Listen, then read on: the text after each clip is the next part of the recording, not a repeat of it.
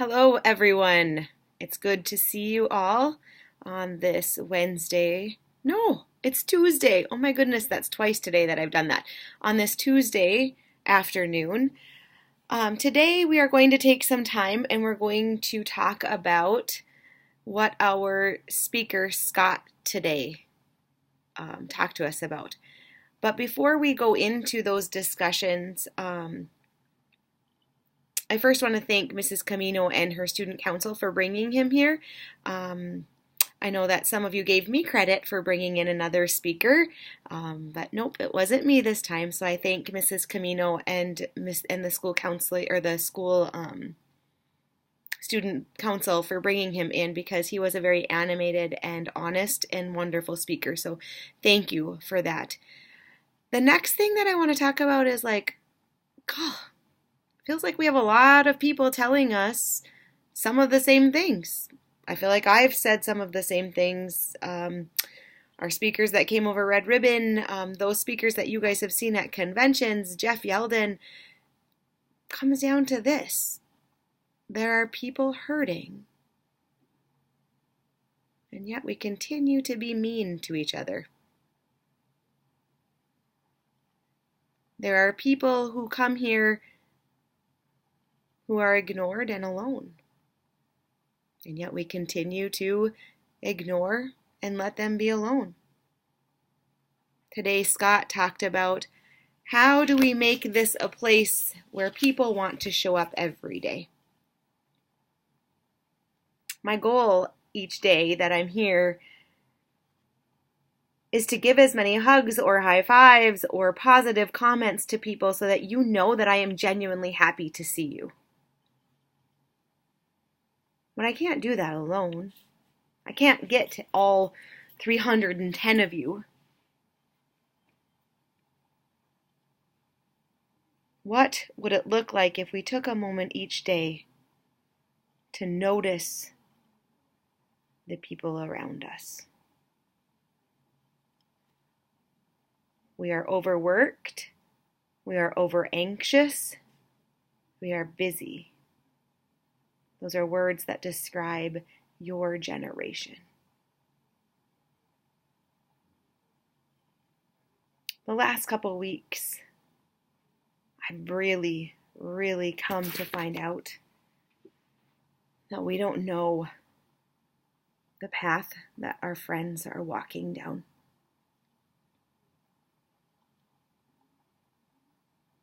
And yet we choose not to open up our eyes and see those people who need to be noticed, who need a kind word, because we're overworked and we're busy. Scott told us today that there are two things that can cause our life to stop: pain and kindness. Here we hear it again. Why would we not choose kindness? The greatest gift that we can give others is not money or a materialistic thing. It is your time. And I've heard Mr. Swagarden over his years talk about your legacy and what you want to leave behind. What will you be remembered for? As a pastor, I do funerals for people. And it's been a joy to sit with family and listen to the good things that they remember about their family members. And it makes me think as I walk away, what will I be remembered for? Have you ever thought about that? When you give people what you have, you give them hope.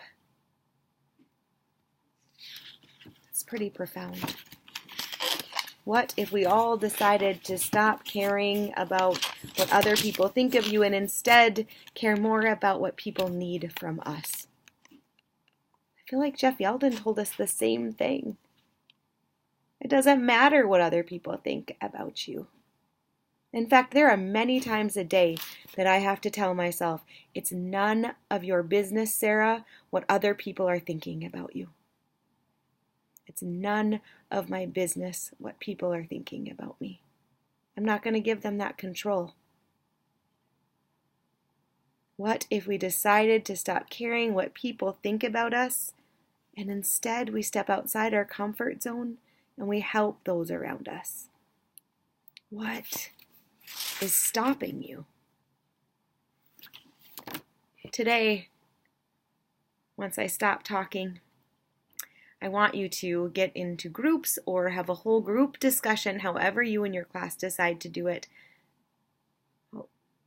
What are you going to do about it? Scott asked that question. What are you going to do about it?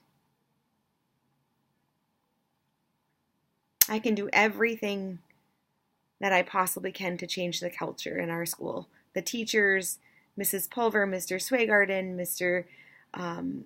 Holt, we can do everything, implement programs to change the culture in our school, but really, it comes down to you guys.